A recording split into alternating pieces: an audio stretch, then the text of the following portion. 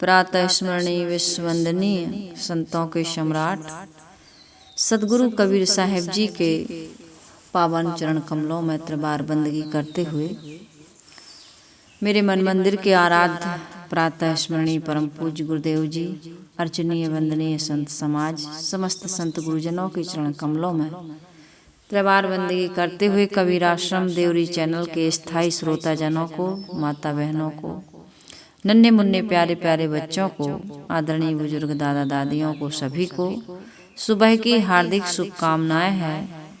आज का दिन सभी के लिए सुखद एवं मंगलमय हो। आइए सदगुरु कबीर साहिब जी का यह ज्ञान रत्न बीजक, इसका चौथा प्रकरण विप्रम तीसी से आज हम आगे की कथा प्रारंभ करते हैं।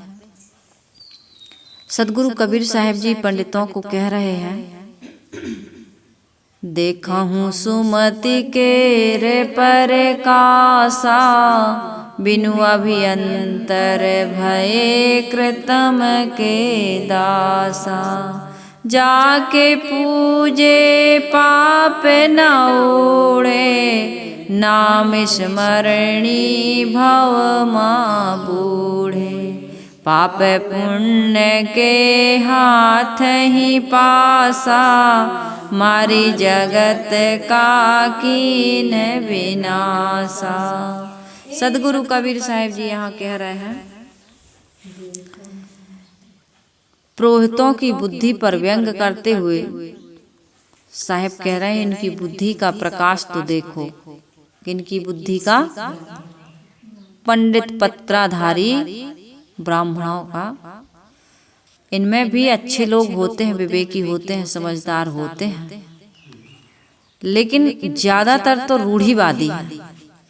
ज्यादातर तो केवल वो क्या है, कहते ना कि पशु है, पशु। अपने आप को वो पशु मान लिए हैं, पशु बना लिए हैं, क्योंकि उनके पास बुद्धि नहीं हो रही है।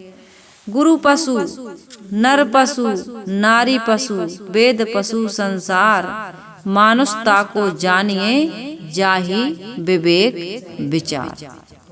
मनुष्य वही है जो विवेकी है, विचारवान है। जो विवेक और विचार को नहीं रखता है अपने पास में, वो क्या है, पशु है। जैसे पशु को डंडे से हाँक देते हैं, इसी प्रकार से गुरु का पक्ष लेने वाला गुरु का पशु है। बड़े बड़े मनुष्यों का पक्ष लेने वाला नर पशु है। बड़े बड़े लोगों ने कहा है, हमारे गुरु जी ने कहा है, या स्त्री में आसक्त रहने वाला वो नारी पशु है। विवेक विचार को छोड़कर किसी शास्त्र का पक्ष लेने वाला वेद पशु। किसी भी पुस्तक का, यहाँ वेद कह दिया, वेद प्राचीनतम ग्रंथ है और बड़े मान्य ग्रंथ है। तो सदगुरु कबीर साहिब जी की साखी है, गुरु पशु, नर पशु, नारी पशु, वेद पशु संसार, और मानुषता को जानिए जाहि विवेक विचार।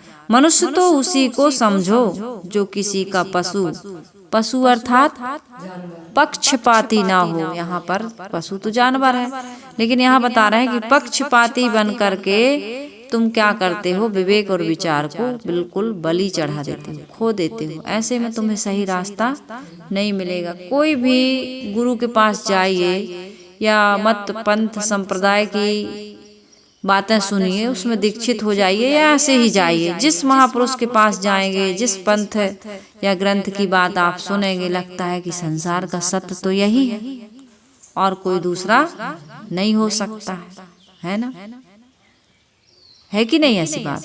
लेकिन सब कहीं सार है और सब कहीं असार भी है, कहीं ज्यादा तो कहीं कम। इसलिए हमको सारग्राही बनना चाहिए। सदगुरु कबीर साहिब जी भी कहते हैं, साधु ऐसा चाहिए। कैसा चाहिए, जैसे सूप स्वभाव, सार सार को गही रहे, थोथा दे उड़ाए। सदगुरु कबीर साहिब जी संकेत दे रहे हैं। क्या संकेत दे रहे हैं कि भाई साधु को, सज्जन को, समझदार को, विवेकी को, साधु मतलब है हम लोग वेशधारी या कोई भी वेशधारी साधु को नहीं। साधु मतलब जो अपने आप को साधने में लगा हुआ, समझने में लगा हुआ, शोधने में लगा हुआ, अपने आप का निवेरा करने में लगा हुआ है, दुखों से मुक्ति का रास्ता जो खोज रहा है, तो उसको क्या कैसे होना चाहिए? साहब कहते हैं सूप के स्वभाव जैसे स्वभाव रखना चाहिए। सूपा का स्वभाव सभी लोग जानते हैं, कितने सरल और सटीक साहिब जी उदाहरण देते हैं कि आजकल तो लोग पंखा में, कूलर में, मशीन में, वो मुर्गा मशीन अपने यहाँ उसमें उड़ावनी कर लेते हैं, लेकिन पहले के जमाने में सूप का प्रचलन था, आज भी है। शहर वाले शायद न जानते हो उतना, वो तो तुरंत खरीदे तुरंत बनाए वाला काम है ना। आजकल भी है लोग, पहले के लोग 4 महीना की व्यवस्था करके रखते थे। तो कीड़े हो गए, कचरा हो गया, कुछ भी है तो उसमें सूप में आदमी फूंता था, फटकता था, पछोड़ता था। तो सूपा का ये स्वभाव होता है कि वो सार वस्तु को ले लेता है और असार वस्तु को छोड़ देता है।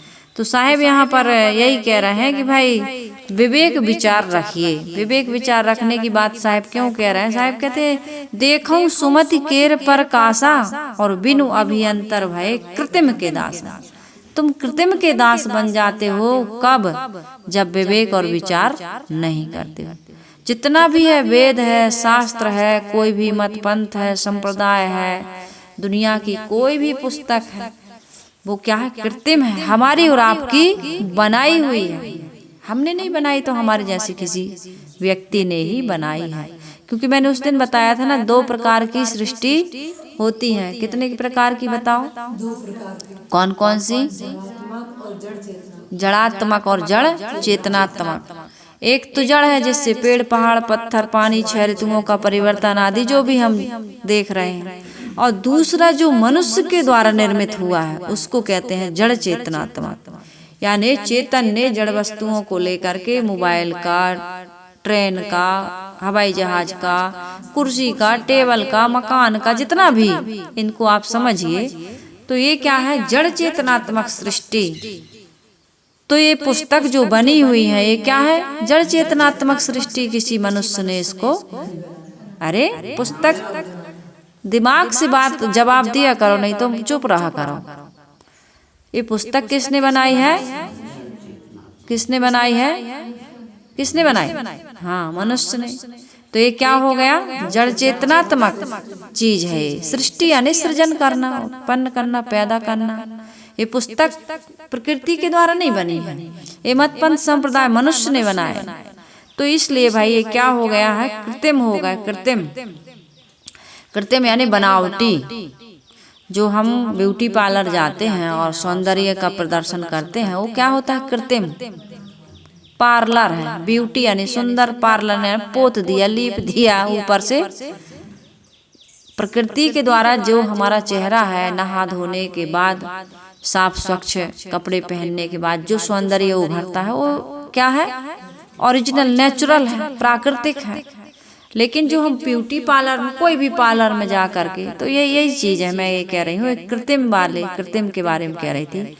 बिनु अभियंतर भय कृत्रिम के दासा। इनकी सुबुद्धि का प्रकाश तो देखो। साहब कह रहे हैं भगवान का नाम लेते हुए भी भक्ति पथ के विरोधी है।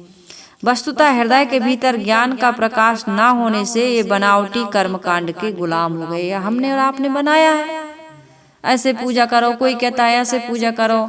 माता बहनें पूजा ही में अटक के रह गई, उनको आत्मा का ज्ञान या दर्शन का ज्ञान बिल्कुल नहीं। बस सोमवार रह लो, शुक्रवार रह लो, अमावस रह लो, 11 रह लो, पूर्णिमा रह लो, कृष्ण जन्माष्टमी रह लो, दुर्गा जी के 9 दिन उपवास कर लो। अच्छी बात है, हम और आप कोई भी व्रत करते हैं, उपवास करते हैं, बुरा नहीं है। शारीरिक दृष्टि से या हमारे घर की साफ सफाई की दृष्टि से, हमारे मन में कोई सात्विक भावना उत्पन्न हो रही, उसकी दृष्टि से उपवास रहना बुरी चीज नहीं है। लेकिन हमें यह समझना चाहिए कि जिस प्रकार से हम पूजा पाठ और कर्म कांड में उलझ गए, उपवास रहना बुरा नहीं है। लेकिन किसी मिट्टी के, पत्थर के या किसी धातु के जो देवी देवता हमने बनाए हैं, चित्र के, और उनको पूजने में लगे, गोबर ला करके, गौरी सुपारी वगैरह रख करके, या किसी मूर्ति की मिट्टी के द्वारा, सृजन करके बना लेते हैं ना, उसकी पूजा में अब चावल चढ़ाओ, तब अगरबत्ती लगाओ, तो अब दूध चढ़ाओ, तो यहाँ पर दूबी से ऐसे घुमाओ, तो फिर ऐसे अगरबत्ती पहले ये लगाओ, पहले उसी में लड़ाई, उसी में बता रही है एक दूसरे को, पूजा में ध्यान नहीं, ऐसे नहीं, ऐसे करो, पहले इसको करते हैं, हाँ ऐसे करते हैं। और उसी में करते करते कहीं पंडित जी ने कह दिया या किसी सखी ने कह दिया कि ये तो तुमने उल्टा कर दिया, भगवान तो नाराज हो जाएंगे, तुम्हारे देवी देवता प्रकोप करेंगे। तो मन में वही बैठ गया, देवी देवताओं को पूजने वाला भयभीत रहता है, इस प्रकार से जो पूजता है, लेकिन आत्मज्ञानी विवेकी निर्भय होता है। हमारे घर में भी पूजा होती थी ना, तो इन दिनों हमारे यहाँ सांप बिच्छू निकलने लगते थे। हमारे पूजा वाले कमरा में यदि कोई बिना पैर धोए घुस जाए तो सांप बिच्छू जरूर निकलते थे, काटते नहीं थे लेकिन निकलते थे, दर्शन दे देते। अब आजकल दर्शन ही नहीं देते, बताइए, पूजा पाठ बंद हो गया, सफाई, स्वच्छता, सत्संग, सेवा, गुरु भक्ति, ये सब हो रहा है, तो सांप बिच्छू भी भाग गए। सही बात कह रही हूँ, गलत कह रही हूँ? प्रमाण है ना, आप बैठी हो सभी लोग सामने, और मैं स्वयं, मैं वाले झूठ बोलो तो आप लोग तो थोड़ी झूठ बोलोगी। तो ऐसा हमारे घर में स्वयं परिवर्तन हुआ कि नहीं हुआ? तो ऐसे देवी देवताओं को पूजने से क्या है, जिसमें हमें भय लगा रहे, ये क्या है, कृत्रिम देवी देवता है, ओरिजिनल नहीं है। हमने माना और अब हमने कुछ किया तो हमें लगा कि अरे अब बोलेंगे, कुछ बोलेंगे या कुछ करेंगे, आपसे मिलेंगे, तो या तो अच्छा परिणाम आएगा या बुरा आएगा, दो में से एक तो आएगा। तो इसलिए हम कुछ ना करें कि स्थिति में पहुंच जाए तो कितना अच्छी बात है। तो इसके लिए हमें सत्संग की आवश्यकता है, इस मार्ग पर चलने की, या इस प्रकार के मार्ग पर चलने वाले व्यक्तियों की खोज करने की आवश्यकता। बात समझ में आ रही, नहीं आ रही? आई समझ में? हाँ। तो ये भगवान का नाम लेते हुए भी भक्ति पथ के विरोधी हैं। कैसे विरोधी हैं? वस्तुतः हृदय के भीतर ज्ञान का प्रकाश ना होने से क्या कर रहे हैं, बनावटी कर्मकांड के गुलाम हो गए। इसलिए कर्मकांड में पढ़ करके इन्होंने अपनी बुद्धि एवं सहज ज्ञान का दुरुपयोग कर दिया, उनके ऊपर पर्दा डाल दिया। सहज ज्ञान क्या है? हम सबके अंदर में जो अंदर परमात्मा बैठा है, कहाँ बैठा है? ऊपर या मंदिर में नहीं कह रही हूँ, कहाँ कह रही हूँ? अंदर में, हमारे अंदर बैठा ना, अंदर तेरे अंतर्यामी रोज तुझे समझाता है और भला बुरा क्या करना तुझको राह तुझे दिखलाता है। अंदर वाला रोज दिखला, छोटा सा भी बच्चा है, चींटी है, हाथी है, सबको दिखला रहा है, इधर से जाओ, ये चीनी है, ये शक्कर है कि ये मिट्टी है कि ये कंकड़ है, सब बता रहा ना अंदर वाला।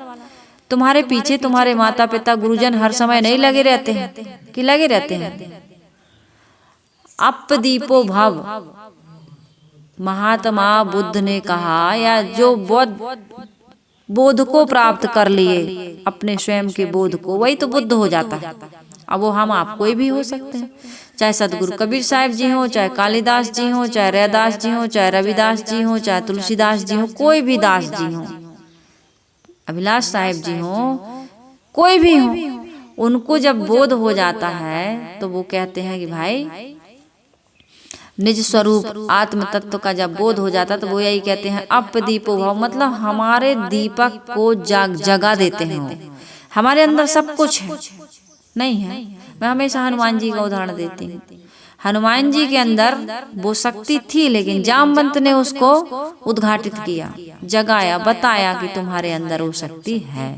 इसी प्रकार से हमारे और आपके अंदर भी है। तो गुरु हमको ये बता देता है कि भाई तुम्हारे अंदर बैठा हुआ तुम्हें ज्ञान दे रहा है कि ये काम करो और ये काम ना करो। बाकी अपने अंदर आत्मा के अलावा माता पिता गुरुजन बताते हैं, लेकिन वो हर समय रहते नहीं। माता पिता गुरुजन के अलावा जितने भी देहधारी प्राणी हैं मनुष्यों में, वो बताएंगे। बाकी और कोई बताता है? विचार करिए, कोई बताता है कि ये करिए ना करिए? कोई बताता है? कितना भी तुम मान लो, पूज लो, लेकिन वो बताएंगे नहीं। ना तुम्हारी पूजा का सामान वो ग्रहण करेंगे, कुछ भी नहीं होता है। लेकिन हम मान मान के उसके पीछे लगे रहते हैं। तो इसलिए सदगुरु कबीर साहब जी के बहुत सुंदर सुंदर भजन हैं, पद हैं, दोहा हैं, जिनको हम साखी कहते हैं, उनको हम सबको पढ़ना चाहिए, सुनना चाहिए, समझना चाहिए। सदगुरु कबीर साहब जी कहते हैं, पानी में मीन प्यासी मुई सुन सुन आवे हांसी, आत्म ज्ञान बिना नर भटके। कहाँ भटक रहा? कोई मथुरा तो कोई काशी। पानी में मीन प्यासी मुई सुन सुन आवे हांसी। सुंदर सुंदर उदाहरण दे रहे, जैसे मृगा नाभि कस्तूरी, बन बन फिरत उदासी, जल बीच कमल, कमल बीच कलियां, तापर भंवर निवासी, सो मन वस्त्र लोक भयो है, यति सती सन्यासी। पानी में मीन प्यासी मोहि सुन सुन आवे हांसी। सदगुरु कबीर साहब जी कह रहे हैं कि जाको ध्यान धरे विधि हरिहर, मुनिजन सहस 88। जाको ध्यान धरे विधि हरिहर, ब्रह्मा विष्णु महेश भी जिसका ध्यान करते हैं, मुनिजन सहस 88,000 मुनिजन। संसार के सभी साधु संत कह दो जो अपने से बाहर खोजते हैं, साहिब कह रहे सो तेरे घट माही विराज, परम पुरुष अविनाशी, पानी में मीन प्यासी, मोहि सुनी सुनी आवे हांसी। हंसी आ रही। ऐसे आत्मज्ञानी महापुरुष हंसते भी हैं, रोते भी हैं। दुनिया की दुर्दशा को देख करके, अंधविश्वास को देख करके, उनकी पीड़ा व्याकुलता को देख करके महापुरुषों को दुख भी होता है, इसलिए बोलना पड़ता है। जो नाम जप करने वाले हैं या किसी भी भगवान को बाहर से मानकर उनके विरह में रोते हैं, व्याकुल होते हैं, उनको देख करके दुख लगता है। नहीं रोक पाते हैं तो समझाते हैं, भैया बाहर क्यों, तुम्हारे दुख को देखकर समझाते हैं। उनको कोई चिढ़ थोड़ी है कि तुम पूजा कर रहे हो, पाठ कर रहे हो, बड़े बड़े व्रत कर रहे हो, जटा रखा रहे हो या 84 परिक्रमा कर रहे हो, जो भी कर रहे हो, बार बार माँ के गर्भ में जा रहे हो, तो उनको तुम्हारे इस कार्य से ईर्ष्या थोड़ी, जाओ मारो तुम जाओ, हमें क्या करना है, ऐसा नहीं होता है उनके मन में। ये भाव नहीं रहता, करुणा का भाव रहता है, दया का भाव। भैया जिस स्थिति में हम हैं, हम निर्भय हो गए, हम निर्मल और पवित्र जीवन जी करके सुखी हो गए, अपने आप में आत्म संतुष्ट हो गए, तुम भी वही काम करो, तुम्हारे पास भी वही चीज है, क्यों बाहर भटक रहे हो? भीतर आओ, थोड़ा देखो, अपने आप से मिलो। दुनिया से मिल मिल करके तो बिछुड़ते जा रहे हो। आज तक जो कुछ मिला हो छूट चुका है, सरकता संसार यह कब रुक सका है। प्रेमियों के प्रेम सपने से टूटे हैं, मान्यताओं के मेरे दुनिये लुटे हैं। सब कुछ तो लुट गया, क्या बचा तुम्हारे पास? और तुम उसी के मोही याद कर रहे हो, भूत की याद कर रहे। अपन कहते गुस्सा होते, अरे भूत कह देते ना, तुम तो भूत ही रहे यार, कुछ समझ में नहीं आया तुमको, तो तुम भूत की याद कर रहे, तो भूत ही तो हो, भूत नहीं हो। तो कुछ भी याद ना करो, जो मिला है वो छूट गया, और जो मिलेगा वो भी छूटेगा, लेकिन तुमसे तुम कभी बिछड़ोगे नहीं। तो इधर आओ, थोड़ा भीतर आओ। संत गुरुजन यही समझाते हैं। है हाजिर ते दूर दिखावे, संसार के लोग दूर बताते हैं, हाजिर है वो हमारे पास है। हमारे पास है मतलब मैं स्वयं हूँ, पास कहना भी दूरी है, वो हमारे पास नहीं है, हम ही हैं, जो कुछ है मैं ही हूँ।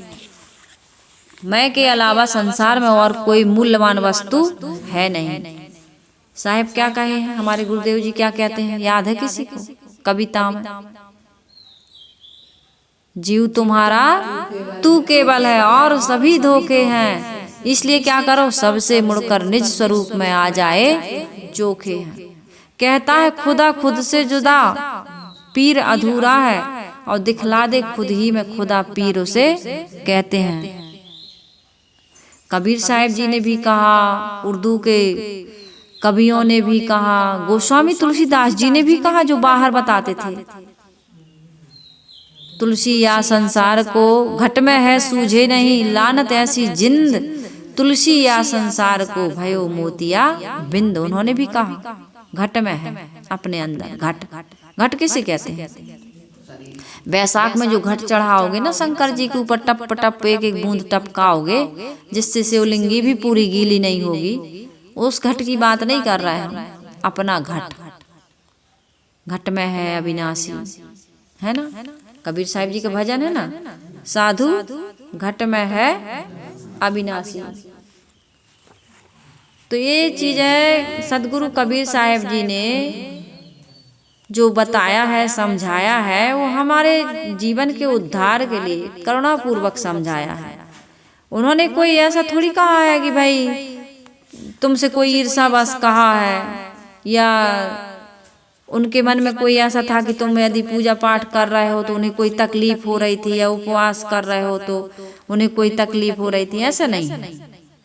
सदगुरु कबीर साहिब जी को कोई तकलीफ नहीं हो रही थी। सदगुरु कबीर साहिब जी को तो यही तकलीफ हो रही थी कि तुम्हारी तकलीफ को देख करके अज्ञान और भ्रम मान्यता में पड़े हो। उसको सदगुरु कबीर साहिब ने बताया कि तुमसे दूर नहीं है हाजिर ते दूर दिखावे दूर की बात निराशी। दूर की चीज कहाँ मिलेगी आपको, निराशा ही हाथ आएगी। कहें कबीर सुनो भाई साधो, गुरु बिन भरम न जासी, पानी में मीन प्यासी और मुही सुनी सुनी आवे हंसी। हंसी भी आती है साहेब को, महापुरुषों को। देखो सारे पागल आ रहे हैं, कहाँ जा रहे हैं। तुम्हारे जो घर के सदस्य हैं, माता पिता हैं, पत्नी है, पति है, बच्चे, यही तो असली देवी और देवता, यही तो सुख दे रहा है आपको। और उनको कहते अरे तुम बिल्कुल माया हो, कुछ नहीं हो, माया हो। तो बाकी जो चीजें जो आप परोक्ष के देवी देवताओं को, वो माया नहीं है तुम्हारी, वो भी तो माया है। मन का मोह जो है ही नहीं उसमें कर रहे हो, ये भी तुम्हारे लिए हमारे लिए माया है। इसलिए यदि तुमको साकार रूप में किसी को पूजना है, मानना है, तो गुरु कबीर कह रहे हैं कि ये देवी देवता आपके माता पिता हैं, परिवार के लोग हैं, समाज के लोग हैं। ये जितने भी देहधारी प्राणी हैं यही देवी और देवता हैं। इनसे तुम्हारे जीवन में कई प्रकार के सहयोग मिल रहे हैं। इसलिए इनको पीड़ा न दो, कष्ट ना दो, अपमान ना करो, इनका तिरस्कार ना करो, तुच्छ दृष्टि से, हे दृष्टि से मत देखो। इनका आदर करो, इनका सत्कार करो, इनका सम्मान करो, इनकी सुरक्षा करो, इनसे प्रेम करो, इन पर करुणा और दया का भाव रखो। तो कौन गलत कह रहे हैं? सदगुरु कबीर साहिब जी कोई गलत बात कह रहा है क्या? बिल्कुल यथार्थ बता रहे हैं कि यदि साकार रूप में किसी भगवान को आपको सेवा करना है, सेवा ही पूजा है। पूजा का तुम क्या करते हो? पूजा में खिलाते हो, पिलाते हो, नहलाते हो, धुलाते हो, यही तो कर रहे हो सेवा। तो किसकी कर रहे हो? जिसको कोई जरूरत ही नहीं है, पत्थरा की, पानी की, पेड़ की, पहाड़ की, इन्हीं की तो कर रहे हैं, जड़ चीजों की। तो सदगुरु कबीर साहिब कहते हैं जड़ की नहीं भाई, चेतन की करो। गुरुजनों की तो करो ही, लेकिन माता पिता, परिवार के अन्य लोग हैं ना, उनकी भी करो। यदि ऐसा करते हो तो आशीर्वाद मिलेगा, इनसे सहयोग मिलेगा, और तुम्हारे ऊपर जो कर्ज है उससे मुक्ति मिलेगी। माता पिता का, परिवार के लोगों का तुम्हारे ऊपर कर्ज नहीं है, हमारे ऊपर, आपके ऊपर, सबके ऊपर कर्ज है। आज ये आश्रम बन रहा है, लोग इस आश्रम में सहयोग कर रहे हैं। मेरे पास क्या है? मैं केवल उपदेश दे रही हूँ, ज्ञान की चर्चा कर रही हूँ, है ना। अब आपके दुखी मन को, संतप्त मन को, जो पीड़ित मन को संतोष मिलता है, शीतलता मिलती है, शांति मिलती है। इससे प्रभावित होकर के आप यहाँ कुछ आर्थिक रूप से सहयोग करते हैं। तो हमारे यहाँ जो भक्त आएंगे, या कोई साध्वी, कोई लड़की साधना करने आएगी, साध्वी उसी कहते हैं जो अपने आप को साधना चाहती है, तो उनकी सेवा हमें करना चाहिए। उन्हीं के लिए तो बन रहा है, हमारे लिए भी है। सत्संग होगा, यहाँ पर लोग आएंगे, तो ये भक्तों के द्वारा यहाँ जो सहयोग मिल रहा है, तो भक्तों को मैं मानूंगी कि किसको मानूंगी? बताओ, किसको मानूंगी? गुरु के अलावा संसार में कोई हरि नहीं, कोई भगवान नहीं, और अपनी अंतरात्मा के अलावा बाहर कोई परमात्मा नहीं है। तो इस चीज को ना वो जान रहे हैं, ना भक्तों को, अपने जजमानों को, यजमानों को बता रहे हैं, बताते ही नहीं है। तो इसलिए साहिब कह रहे देखो सुमति केर प्रकाशा। अरे इनकी सुमति का प्रकाश, इनकी बुद्धि पर साहिब व्यंग कर रहे हैं। बिनु अभियंतर भय कृत्रिम के दासा। अभियंतर हृदय के ज्ञान के बिना, हृदय के ज्ञान के प्रकाश के बिना ये कृत्रिम के दास बन गए, बनावटी कर्म कांड के दास बन गए। इसलिए इन्होंने सहज ज्ञान का दुरुपयोग किया, अपनी बुद्धि का दुरुपयोग किया, और सत्य ज्ञान पर पर्दा डालकर समाज के लोगों को लूट रहे। जाके पूजे पाप ना उड़े, नाम स्मरणी भाव मां बूढ़े। सदगुरु कहते हैं कि ऐसे पुरोहितों के पूजने से जनता का पाप नष्ट नहीं हो सकता। वो तो अंधकार में है तो पाप कैसे काटेंगे। पाप तुम्हारी 2 अगरबत्ती से साफ नहीं होता, न गंगा में नहाने से होता है, न किसी देवी देवता की पूजा करने से होता है, न किसी नाम जप से होता है। किसी भी प्रकार से आपका पाप कटने वाला नहीं है। इसके बहुत सुंदर सुंदर उदाहरण मैं पिछले वीडियो में दे चुकी हूँ। एक उदाहरण दूं, महात्मा बुद्ध से बिल्कुल संक्षिप्त में कहूँ। एक राजा ने कहा, क्या हमारे माता पिता पुरख तर सकते हैं? ये पंडित लोग जो करवाते हैं श्राद्ध विराध वगैरह, पिंडदान वगैरह, हमारे माता पिता या हमारे पितरों को शांति मिलेगी? ये तर जाएंगे? कहा भाई कल बताएंगे, कल आएंगे। एक काम करना, 2 मटका ले आना, कुछ घी ले आना, कुछ कंकड़ भर लेने, एक में कंकड़ एक में घी। तैयारी सब लोग आए, सभी लोग आए, राजा भी था। कहे बीच नदी के बीच धारा में चलिए, मटकों को ले आओ। लाए, कहे इनको फोड़ दो। तो घी वाला भी फोड़ दिया और कंकड़ वाला भी फोड़ दिया। तब कंकड़ नीचे चलेगा और घी पानी के ऊपर तैरने लगा। बोले पंडित जी को बुलाओ, पंडित जी से कहो कि मंत्रों की शक्ति से घी को नीचे बैठा दे, ऊपर ना तैरे, और जो कंकड़ बैठ गए हैं मंत्रों की शक्ति से उन कंकड़ों को ऊपर ले आओ। पंडित जी जितने भी थे वहाँ पत्राधारी, जो श्राद्ध व्राद्ध करवाते थे, पिंडदान के नाम पर पिंडा परवाते थे, सब करवाते रहते हैं। किसी भी पंडित में ये शक्ति नहीं, न मंत्रों में ये शक्ति कि घी को नीचे बैठा दे और कंकड़ को ऊपर ले आए। तो तुम्हारे पुरखा कैसे तर जाएंगे? तुम्हारे माता पिता को शांति या मुक्ति कैसे मिल जाएगी? प्रेत योनि में चले गए, भूत योनि में चले गए, कोई योनि में नहीं गए। वो तो किसी योनि और खानी में चले गए, देह धारण कर चुके, या तो पिता के वीर्य में जाके ठहर गए। और जैसे ही संयोग पा करके, समय पा करके वो मादा के गर्भ में जा करके देह धारण, या फिर ऐसे ही उसमच खानी के जीव हैं जितने, तो वो उष्मा से मतलब गंध से पैदा हो जाते हैं। तत्काल जैसे हमारे आपके कर्म है, वहाँ हमारा ये जीव देह धारण सूक्ष्म शरीर को लेके जाता है, तत्काल पूरी सामग्री के साथ जाता है। वहाँ पर वो अपना जो भी संस्कार है, वासना है, उसके अनुसार उसको गति मुक्ति मिल जाती है। तो इस प्रकार से साहब कह रहे हैं कि भाई इनके आत्मज्ञान के बिना, यथार्थ बोध के बिना तुम्हारे पाप कटने वाले नहीं हैं। तुम इनकी पूजने से सोचते हो कि हमारे पाप कट जाएंगे, पाप नहीं छूट सकते। पाप तो बंद करना होगा आपको। पाप से मुक्ति चाहते हो तो बंद करो पाप करना, कटने वटने के चक्कर में ना रहो। जो स्वयं आत्म विवेक से हीन बना भटक रहा है, उसको पूजने से पूजकों का कल्याण कैसे होगा? साहब कह रहे हैं, अरे यदि आपको पूजना ही है तो निर्मल संतों की पूजना उपासना करो जो कल्याणकारी है, क्योंकि वो स्वयं पाप से मुक्त हैं। वो पाप आप नहीं करते, ना कहीं बाहर से कुछ पाने के लिए भटकते हैं। वो तो अपनी शक्तियों को जागृत करके अपने आत्मस्वरूप चेतन में सदा सदा के लिए मस्त रहते हैं। इस प्रकार से करोगे तो तुम्हारा हमारा दुख दूर होगा। और इस प्रकार से नहीं करते हो, केवल कर्मकांड में उलझे हो, तो तुम्हें रत्ती भर भी संतोष मिलने वाला नहीं है। डूबे हुए लोगों का कल्याण तो हो ही नहीं सकता, बल्कि ऐसे लोगों के नाम का स्मरण होते ही हम और आप भव सागर में डूब जाते हैं, क्योंकि सकामी की याद मलिनता में डुबाएगी। जो जैसा संगत करेगा वैसा ही तो रंग उसको जीवन में चढ़ने वाला है। गंधी की संगत करोगे तो सुगंधी मिलेगी इत्र बेचने वाले की, और शराब पीने वाले की संगत करोगे तो कभी न कभी तुम पी करके देखोगे। और आदमी ऐसे ही मनोरंजन, ऐसे ही दिल लगी में, अरे चलो ऐसे ही मजा लेते हैं, मजा लेने के लिए कई काम कर जाते हैं। ऐसे हम तो ऊपर मन से करते करते 2-4 बार करो, मन में संस्कार टिकने लगते हैं और करते करते मजाक बन जाते हो। तुम मजाक करते करते खुद मजाक बन जाते हो।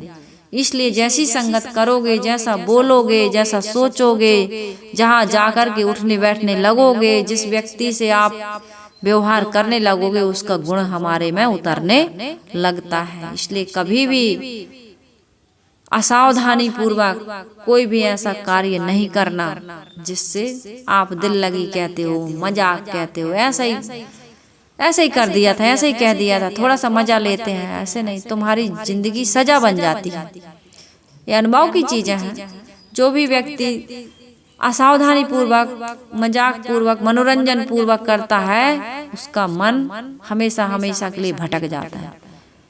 आदमी ऐसे ही तो भटकता है।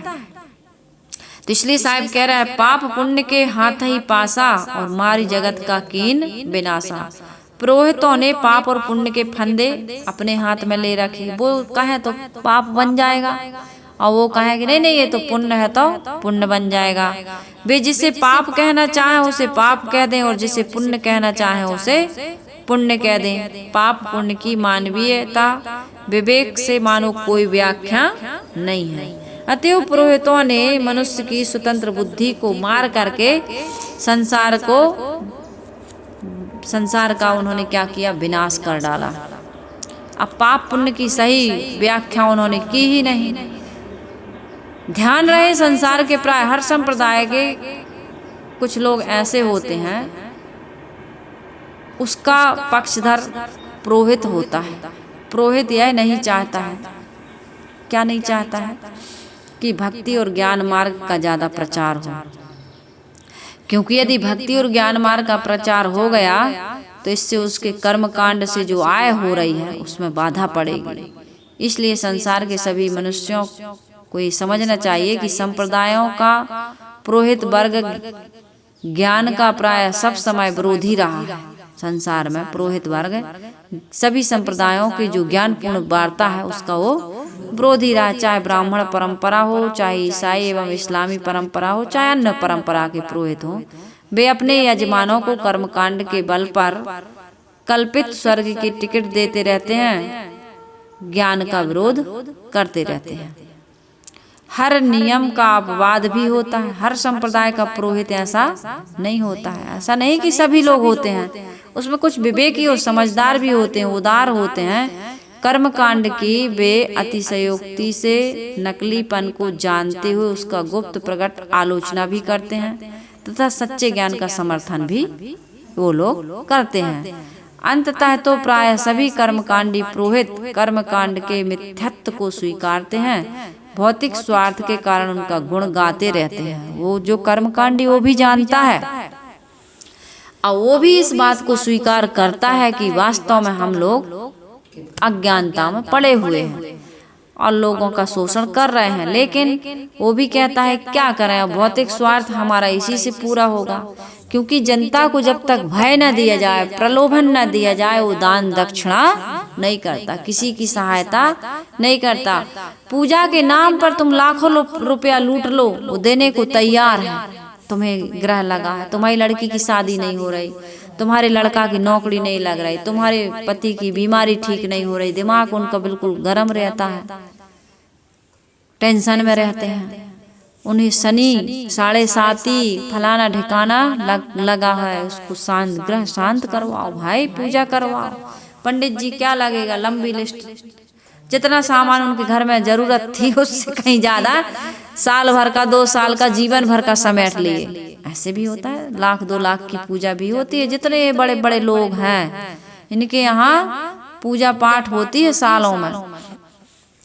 जो भी हमने पाप किया है या जो भी हमने शोषण किया है या कुछ भी, उनको पता नहीं क्या रहता भाई, मुझे तो नहीं पता, लेकिन वो लोग बड़ी बड़ी पूजा, उनको टाइम नहीं है। पंडित जी कह दिए कि भागवत का या गीता का पाठ कर दो, पंडित जी लगे चुंगा लगे हैं चारों तरफ बिल्डिंग पर, और भोजन बनाने वाले आ गए, भोजन बन रहा है, लोगों को इनवाइट किया है वो आ गए और यहाँ चल रहा है उनका, बस हो गया पूजा कर्म कांड हो गया। बस मन में ये हो गया कि पंडित जी ने बढ़िया होम धूप पूरे घर में धुआं धुआं कर दिया, हो गया पाप पुण्य सब धुआं हो गया।